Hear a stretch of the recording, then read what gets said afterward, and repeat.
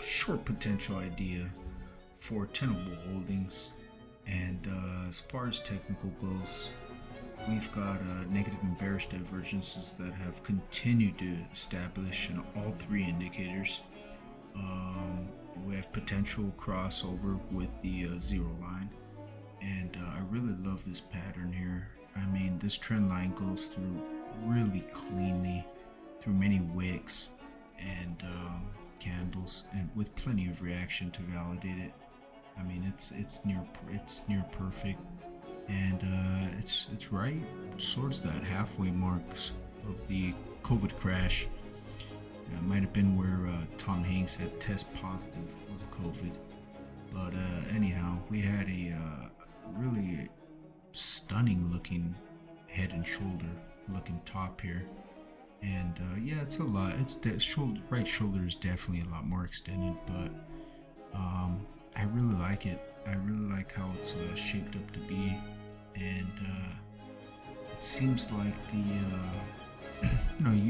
you see these every single time we've bounced this trend line, bulls buy in pretty aggressively.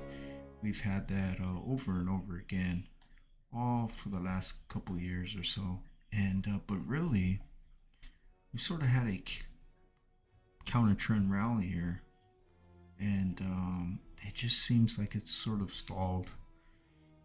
Hit that 50-day moving average, and I think a solid break below 47.25 should really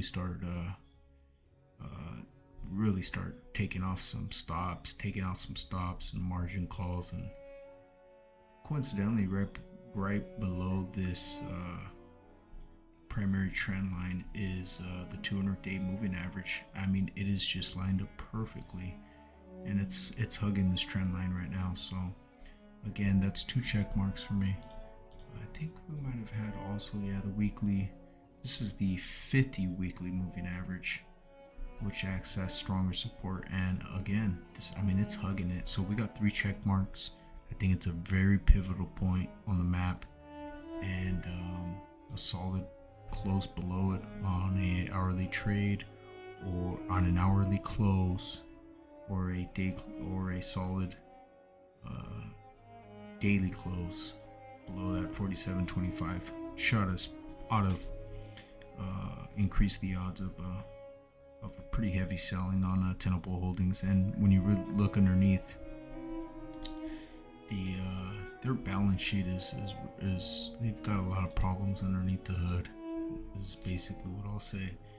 And we'll see what happens. I mean, that's a fundamental point. We've got the 10-year taken off too. So if these rates continue to rise, tenable holdings will have some pretty underneath the hood, fundamentally, some problems. But again, we'll just wait for the technicals to play out. That's what I'm looking at for right now. So we'll see how this plays out.